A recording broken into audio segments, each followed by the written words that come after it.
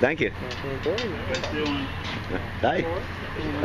What is it? You guys are, I think it's only 9 years, you'll be able to move around as much as your wife once we get out of this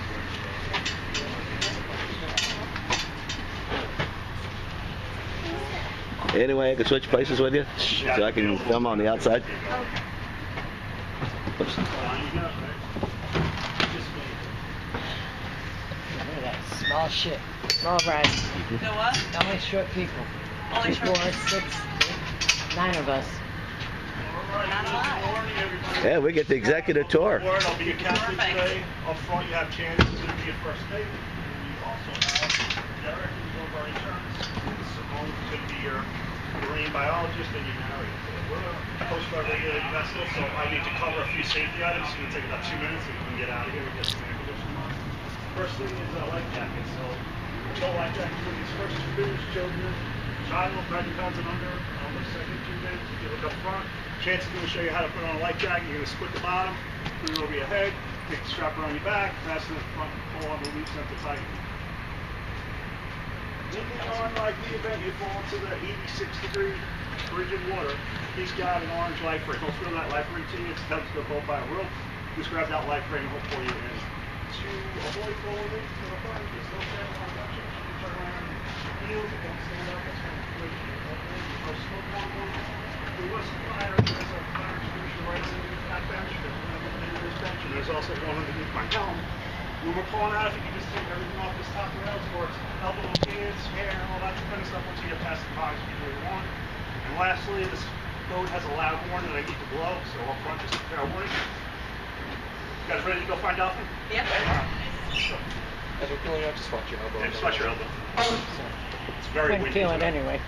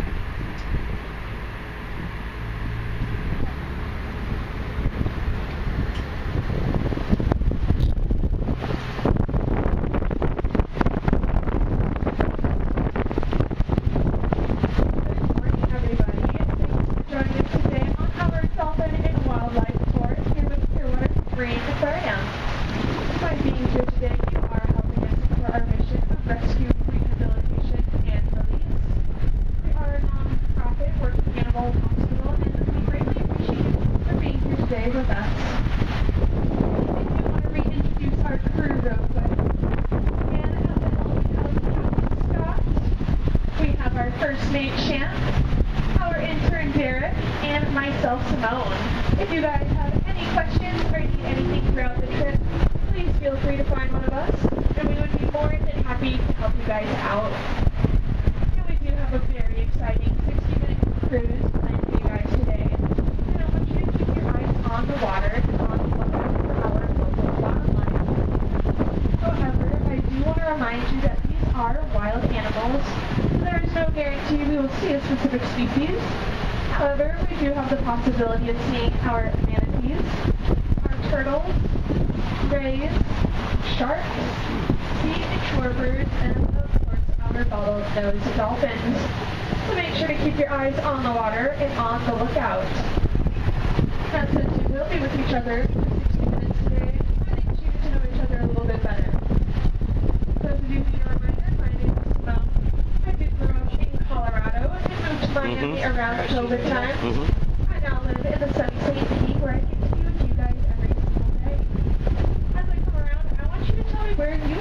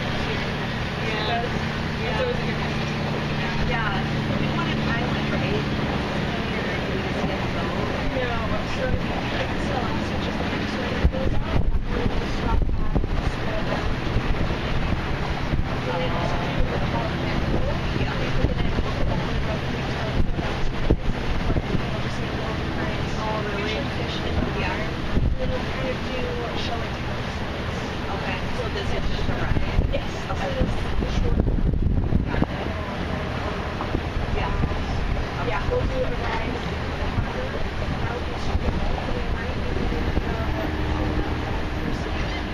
And then Okay.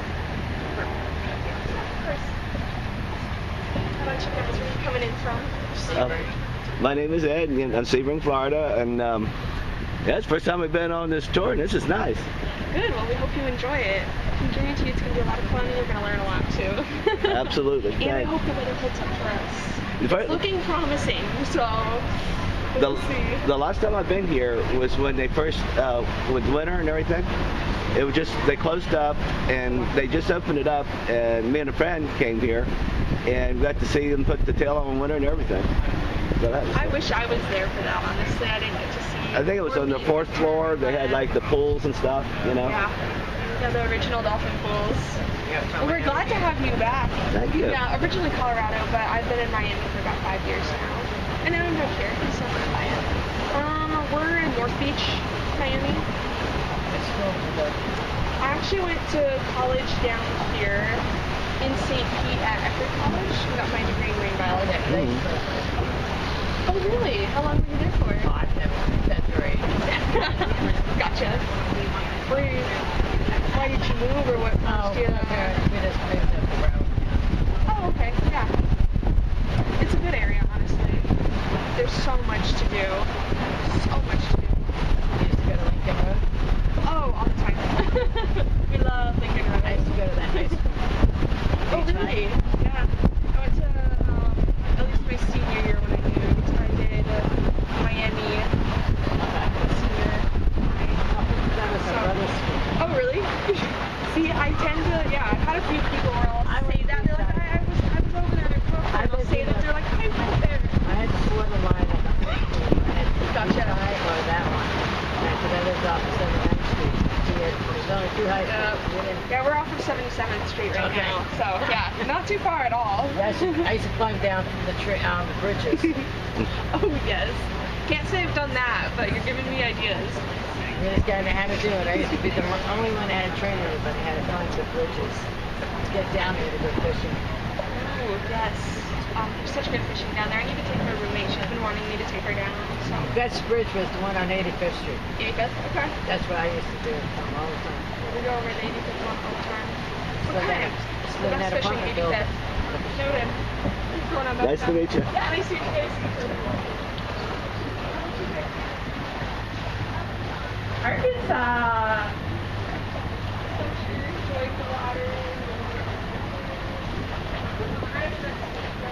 Somebody had them a party hut and Yeah. stuff. Those over there, you know, they's having a good time.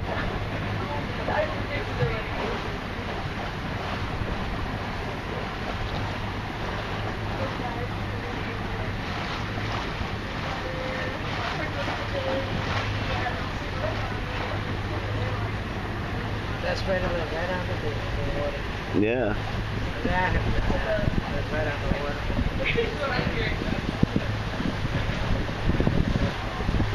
Somebody kayaking. Now, as we pass over that bridge back there, we officially entered Clearwater Harbor.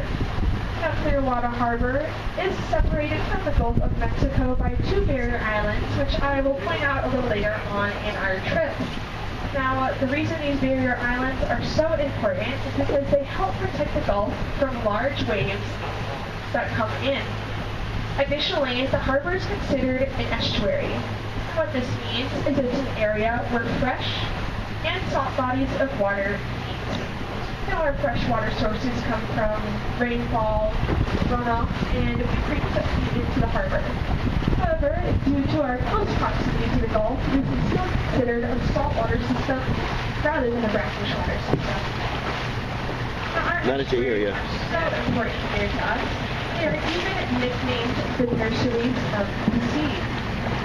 This is because so many juvenile marine animals, including our bottlenose dolphins, rely on them for protection from large predators and from steady sources of food. Additionally, our female dolphins like to hang out here and raise their calves because the waters are so calm.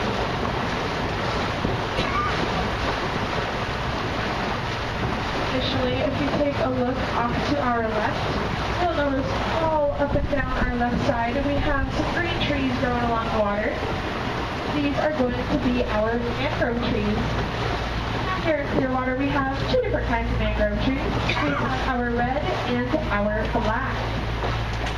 Now our red mangrove trees will grow right along the waterline, and they have a tall root called crop roots, which extend from the branches down into the sediment below.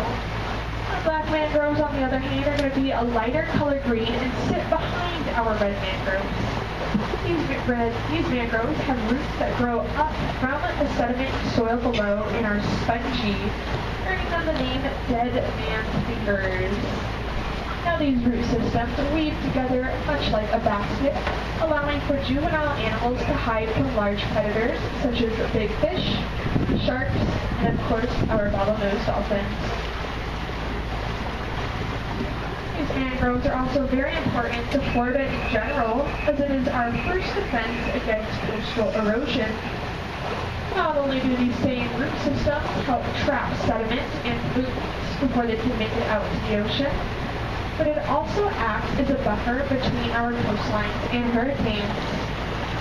Additionally, if you take a look out to our left over here, you're going to see our cormorants. There's one sitting on the channel marker, and there was one that flew by. There's also another one sitting up here on this channel marker. Our cormorants are very skilled divers. They can dive up to 25 feet deep and hold their breath for over a minute, which is a lot longer than I can do. Now, our cormorants are able to do this because they have less green oil on their feathers. Now, most forward birds, including our brown pelicans off to our right, have an abundance of green oil on their feathers that helps waterproof them. But this also makes them more buoyant. So by having less green oil, our cormorants can dive deeper and swim better. However, this also means that they must dry off their wings. So a lot of times you'll see them in the mangroves or on our channel markers with their wings outstretched. Personally, I kind of think they look like little dragons when doing this, and I like to nickname them dragon birds.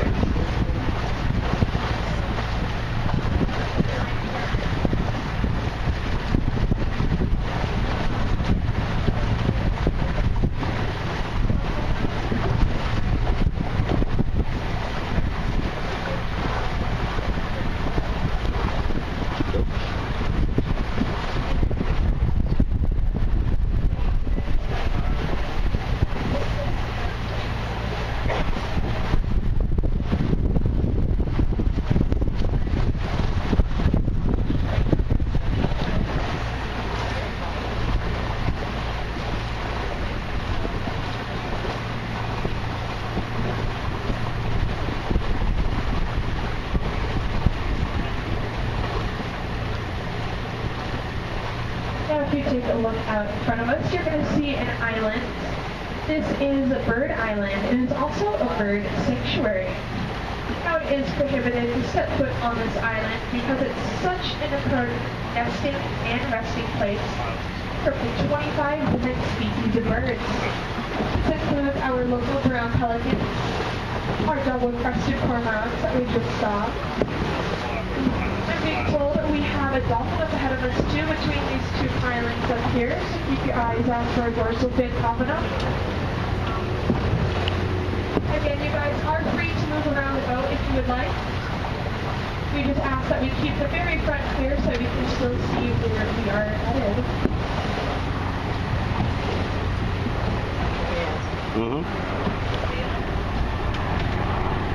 Now the most common dolphin species here in Clearwater Harbor is our bottlenose dolphin, which also happens to be the most common species throughout the Gulf and the East Coast.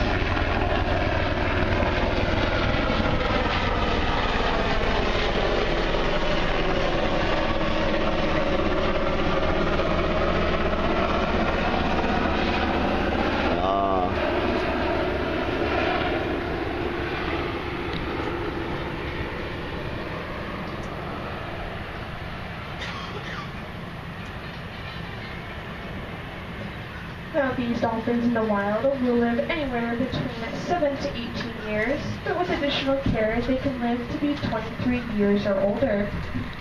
The oldest recorded bottlenose dolphin was 61 years old. These dolphins will also spend quite a big portion of the day and eat up to 5% of their body weight in fish. This includes our local pigfish, hogfish, mullet, herring, and sea trout. Additionally, these dolphins have about 72 to 104 cylindrical teeth in their mouths. These teeth will fit together much like a zipper, but they do not use them for chewing like we do. Instead, they will use them to catch fish. They like to swallow their fish whole to ensure that the spines don't hurt their throats.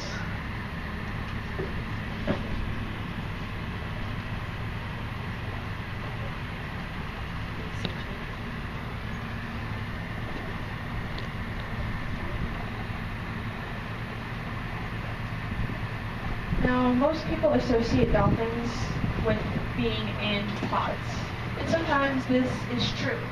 But here in the harbor, our dolphins are part of communities that are always changing, and we call these vision fusion groups.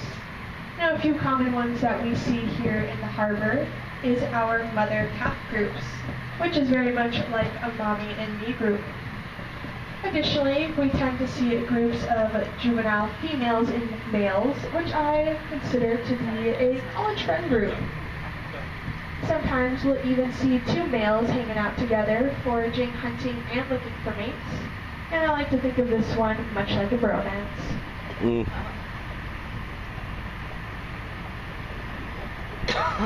There they are. Yeah. A bromance.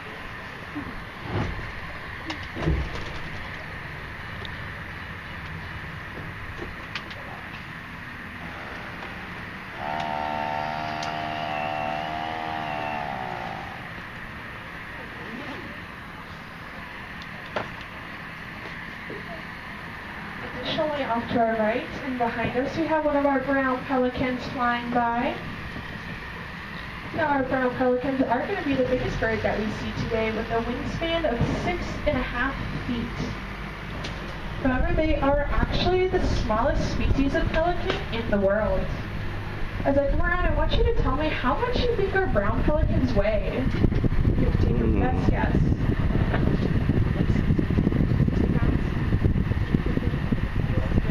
That's good, yeah. Yeah.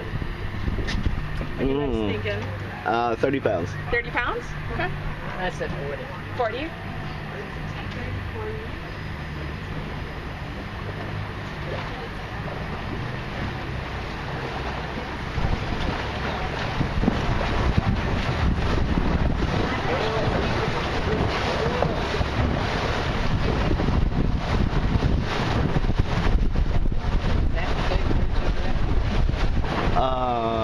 No, that's Howard Franklin. I know my nephew took a picture. Now, he always took a picture of the big group. No, that's in St. Petersburg. Yeah, these are little bridges. No, he's really not big.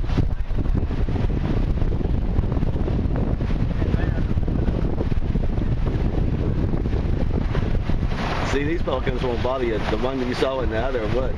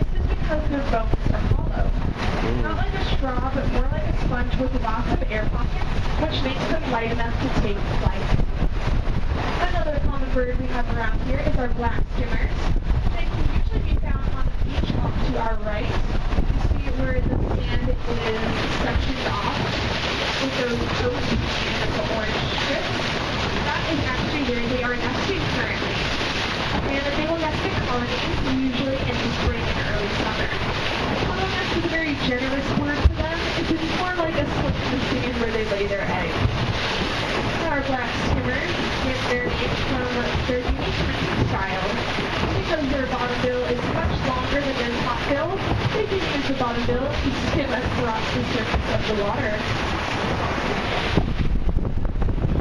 Now up ahead of us we are approaching Sand Key Bridge, which does connect our two barrier islands in this area. The first being Clearwater Beach to our right, and the second being a Sand Key to our left. As one of our cormorants go by us. Now, the water underneath Sand Key Bridge is called Clearwater Pass. And we like to consider this a marine highway of sorts, as this is where our area's tidal exchange occurs. Now, we do have 2 high tides and 2 low tides per day, which are called semi-neural tides. And as they bring water in from the Gulf during high tide and push water out of the harbor during low tide, a lot of our fish, dolphins, rays, and turtles will use this movement of the tides to move in and out of the harbor. Additionally, as we get a little bit closer to the bridge, you're going to notice some black boxes up by the walkway. Now these boxes are LED lights. These LED lights were placed here for our turtles. We have many loggerhead and green turtles who like to nest along our beaches. We have a dolphin about 3 o'clock, which is going to be off to our right, up by the seawall.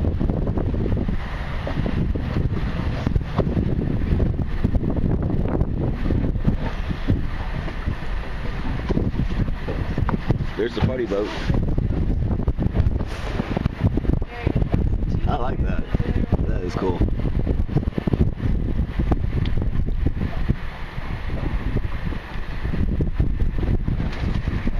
They must be practicing for Gasparilla. I mean, the one boat, because there's a lot of pirate ships, you know, in January. Yeah, but then still, I mean, it's a boat. It's got to, you know, stay in the water. Black boxes again on our bridge is for our local turtles. Now, as our hatchlings hatch, they follow the reflection of the line on the water to navigate. However, light pollution can get them a little confused, and sometimes they will come into the harbor instead of away. So those LED lights were placed only on the harbor side of the bridge to help direct them back out. I have a question. Yeah. You know, like when they release the turtles, do they like over at an area like that or so? When they release them to bring vegetation and stuff? I'm not sure how they decide which beach they're going to do it on or when they're going to do it. I'm not totally sure about that. Because it looks like it'd be a, Usually, it you just know. depends. Oh, okay. And it also depends on where they found the turtle. Oh, okay. Florida. Okay. That's curious. Yeah, no, it's a great question. Thanks. This is just a little fun fact, but this hotel to our right, the first here, is the only 5-star rated hotel on Clearwater Beach. So if you're looking for somewhere to stay, I may suggest that one. It is also the newest, and for those of you who are curious, it is a Marriott. Yeah, that's where we were, Marriott.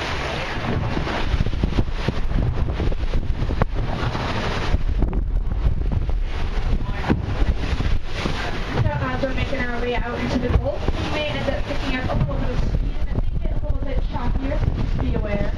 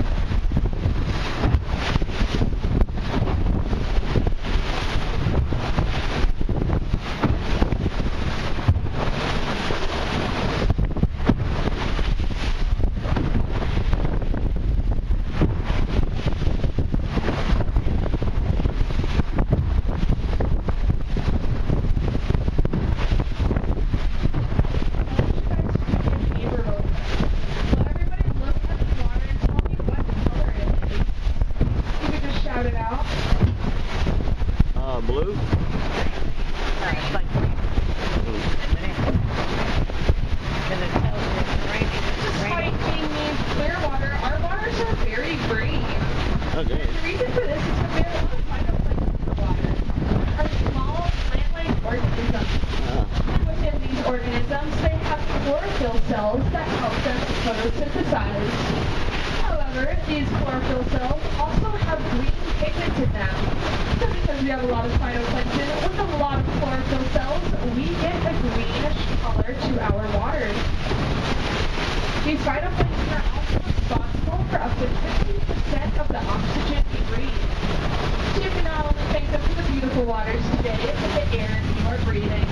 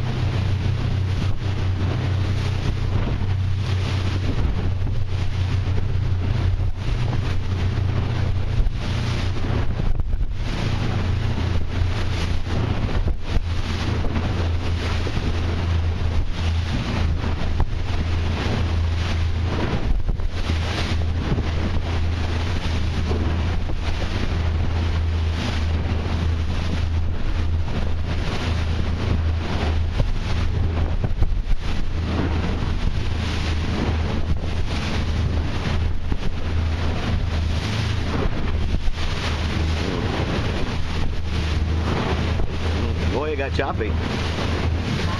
It got choppy. Yeah.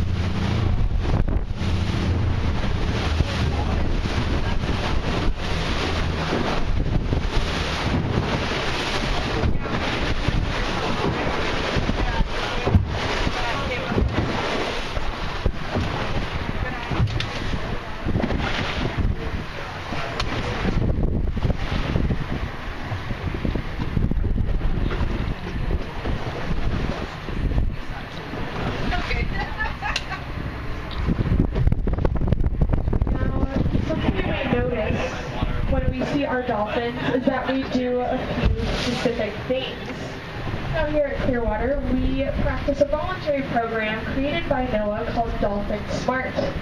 This allows us to safely view our wild bottlenose dolphins. Now SMART is an acronym, with S standing for stay at least 50 yards away. We don't want to disrupt our wild dolphins' natural behaviors, so we always say 50 yards away. But if they come up to us, that is okay because it is ultimately their choice. We then have M, which stands for move away cautiously if you notice distress behaviors. Now this can include tail slaps on the top of the water, or it can include chuffing, which are loud exhales that we can both see and hear. And even though we don't know whether these behaviors are directed at us, we want to make sure we're not causing our dolphins any extra stress. The ideas are right here. We also have A, which stands for always put your engines in neutral. This stops the propellers from spinning and makes us quieter because our dolphins have very sensitive hearing and we don't want to disrupt their communication or echolocation. Then we then have R, which stands for refrain from feeding, swimming, or harassing our dolphins. Now they are protected under the Marine Mammals Protection Act. In doing so can lead to fines of up to $100,000, seizure of the vessel, or even time spent in prison.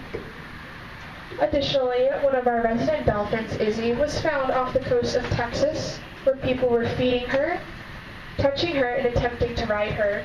Because of this, she lost her natural ability to hunt, and that is why she's one of our residents.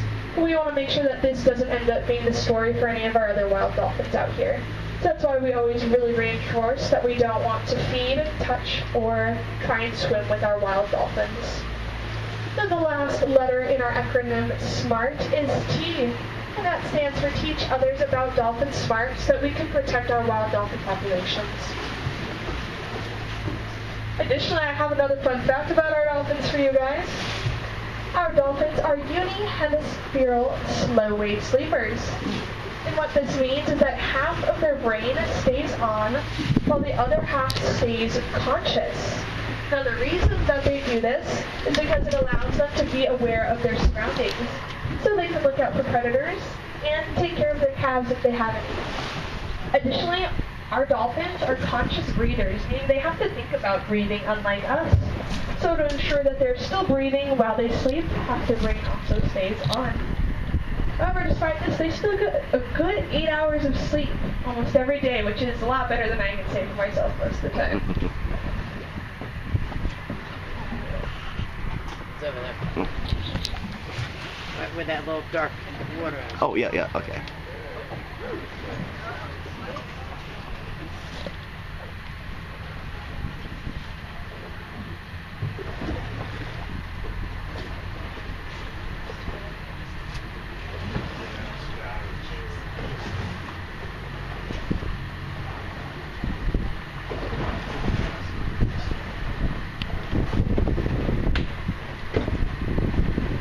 Here at Clearwater, we also have a really unique program called our Dorsal Fin Identification Project. This was started back in 2013 and allows us to photograph the dorsal fins of dolphins in the harbor. And this has come to the realization that we have about 180 individuals hanging out here. Now, each dolphin's dorsal fin is unique to each individual, much like our fingerprints are unique to us. So because of that, by taking photos of the dorsal fins, we can identify individual dolphins. This has also allowed us to look at our wild dolphins' population sizes, their social behaviors, their hunting and foraging patterns, their migration, and their birth and death rates. Now there are other ways to study our bottlenose dolphins, but dorsal fin identification is the easiest, most effective, and least invasive, because this allows us to establish a baseline for our dolphins and even identify changes in our environment that would otherwise go unnoticed. And this is because our dolphins are keystone species. So we know that if we see any changes in their migration or behavioral patterns, as well as changes in their foraging or hunting, but there may also be additional changes in the environment that we are not aware of at the moment.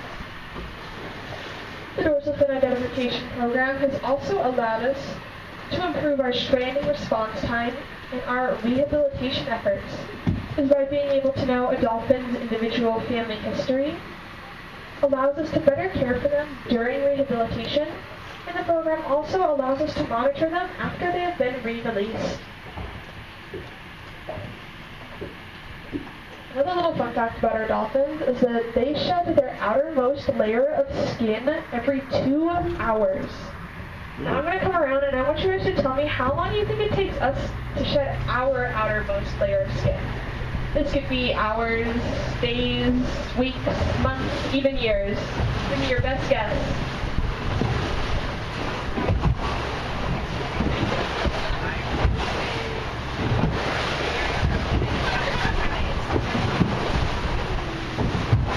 What do you guys think?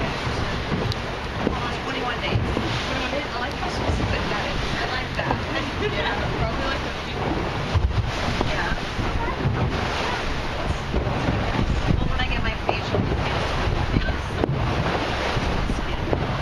what do you guys think? I'm a lousy guesser, but I'm going to say 24 hours. 24 hours? Okay. 30 days?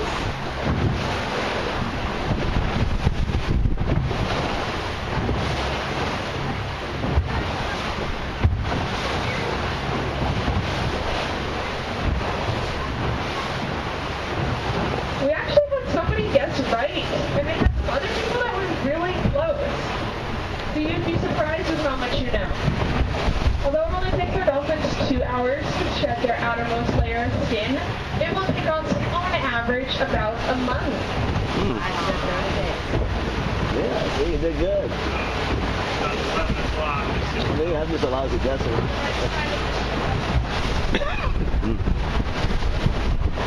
Hey, I swear I'm going to go down. Yeah. Yeah.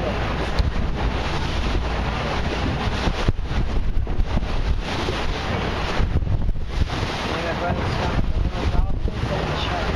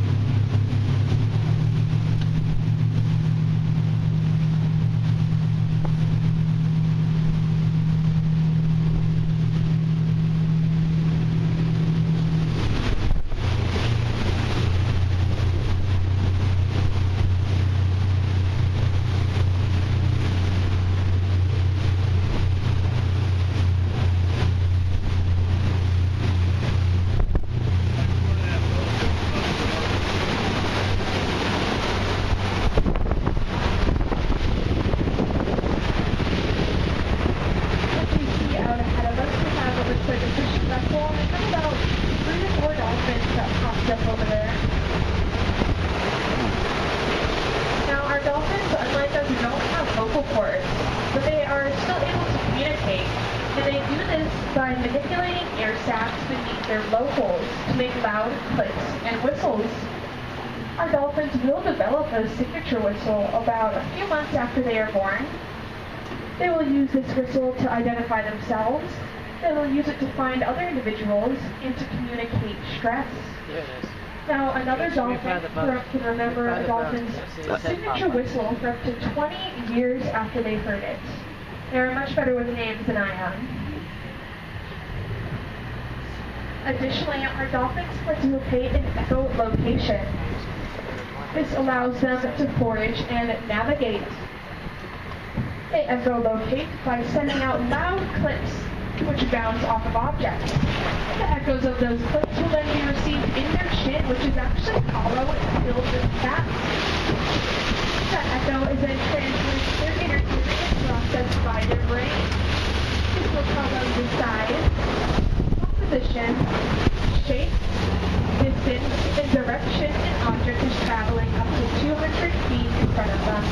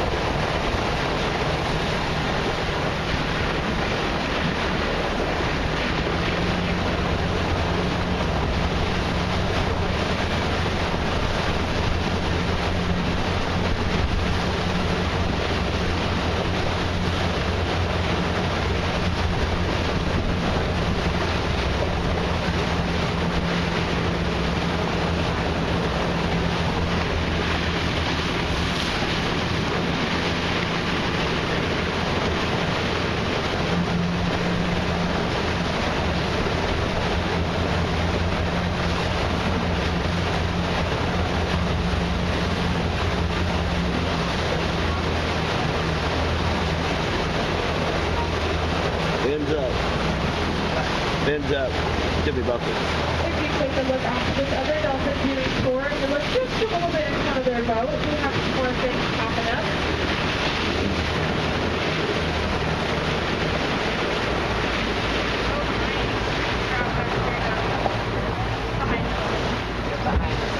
I'm behind? Oh. So I'm trying to find it. Okay, I see, yeah. Oh, that's a bird. Oh, right there, yeah.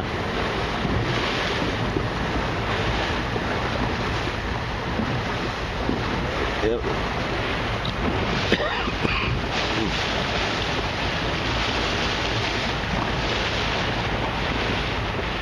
Another really cool fact about our dolphins is despite not knowing But to us, we know that they can taste sweet, salty, bitter, and sour flavors. Additionally, our dolphins can reach speeds up to 25 miles per hour. However, we don't usually see them. So we see them, they're usually going about 37. Is that over there? Oh, yeah, the party boat. With our dolphin identification program, we're able to make a little short guide of some of the dolphins.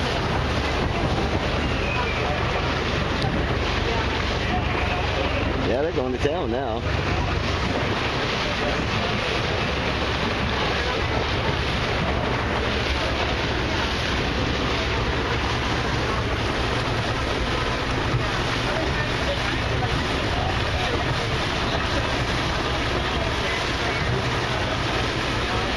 Yeah, they're playing now.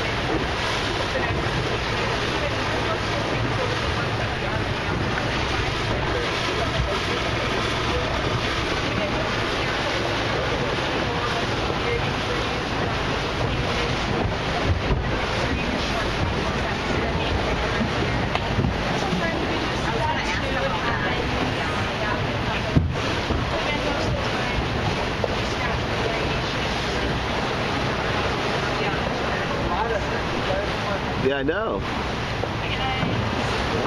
It's going to show you our short guide of dorsal fins here. May I? Well, let me go zoom out. You're good. Let me hold it like this. I do YouTube thing. Yeah, you're good. I don't mind. So I was talking a little bit earlier about our dorsal fin identification program, and we made a little like short abbreviated guide of some of the dolphins that we see in the area, just so you get an idea of how different the dorsal fins look between individuals. Is that a damage or? Yeah, I'll get into that in a minute, but most of the damage is just natural over time, just like we get scrapes and bumps and bruises and Just like we do. Exactly, but their skin is a little more sensitive and delicate than ours, so sometimes when it heals, it's still a little more obvious that they've had an injury than we have. And the way that naming works is the first person to see them gets to name them. So sometimes they're named after places, like Cali is short for California. If you've seen, Buffy the Vampire Slayer, we have some characters from that TV show over here on the side. We also named after movies and games and, of course, foods, like Swiss is short for Swiss cheese. Oh, okay. We also have some in here named like lasagna and chicken nugget, pineapple. You got to start getting real creative after 180 dolphins. Yeah. I think we have Pac-Man. I think he's on the next page. We have Pac-Man. Now the ones at the aquarium and stuff, how did they get their names? The ones at the aquarium? Depends. Sometimes we're the ones to name them, but some come from other facilities before us and already have names. So we just use the names that other people have given them to be consistent. Okay. But yeah, it usually depends on whether we found them or not, or whether they were stranded when we got to them. But, and again, most of it's natural, but sometimes we do see like propeller hits or injuries from like fishing line entanglements or even shark bites. Because that one's pretty bad right there. Yeah, some even get shark bites because that's really their only predator in this area. Yeah. So we do see those kinds of things as well. But again, most of the time there's variation and over time. How rare is it for a great white to be in this area? We don't really see that. We'll get there's sharks, lemon sharks. The biggest, most aggressive ones we tend to get will be like bull sharks. I know there used to be a white shark in the neighborhood. I mean, it's not impossible. I'm sure it happens, but they don't really come into the harbor. They would usually just pass right down the beach line. Because I hear like rare instances of a great white, being in the Gulf or, That's what I was like, it does happen, but those usually aren't sharks that we get in this area. Yeah. But yeah, it still happens. We're usually pretty safe in this area. And our sharks are nocturnal, so they'll usually be out at night, not during the day. Yeah. My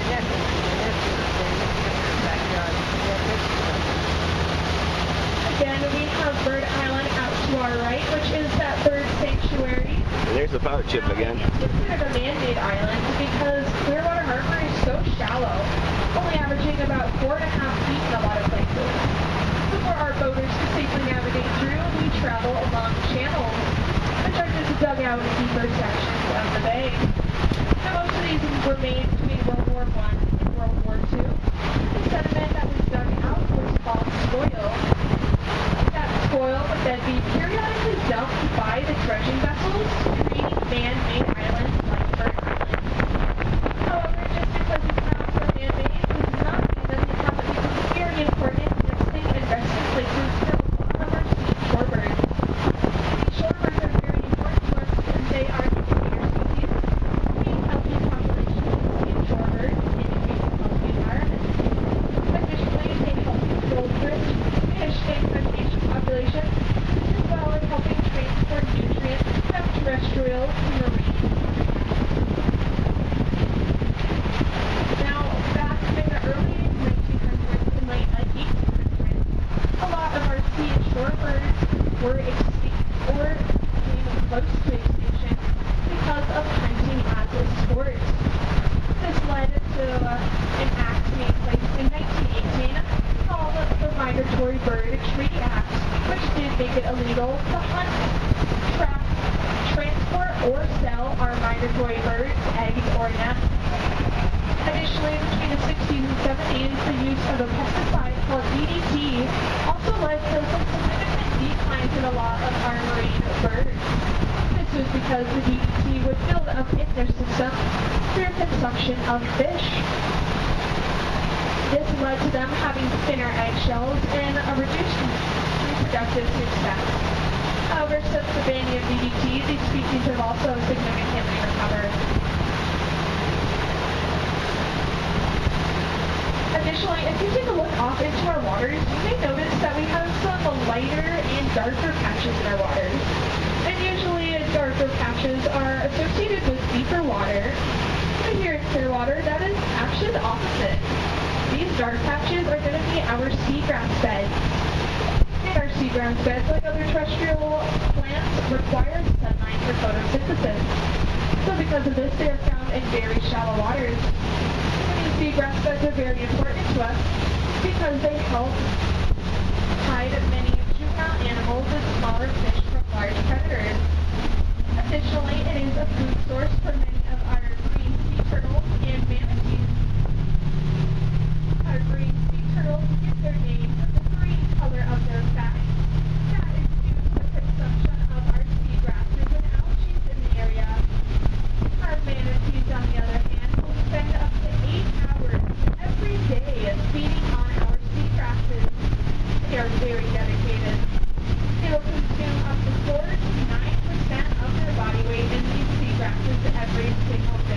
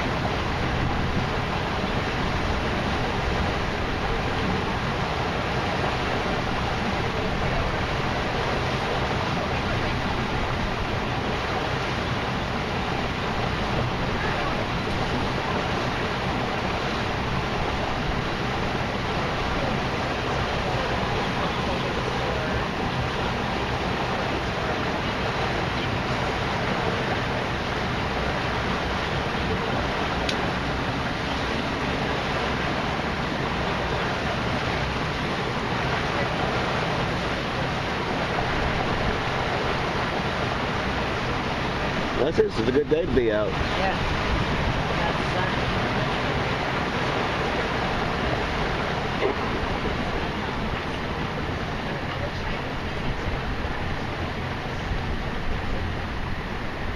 Now, as we come back in, I am going to point out a few features of the aquarium that I suggest you go and explore when you get off. This first building we're coming up on is our Manatee Rehabilitation Center. However, we sadly don't have any manatees right now, as we released all of them in February, and it's currently under construction as they're building a new permanent habitat for our 3 harbor seals that we just got in from a different facility. In the building behind it, with the blue waves, we have our fish prep kitchen, and we also have our surgical suite and our turtle rehabilitation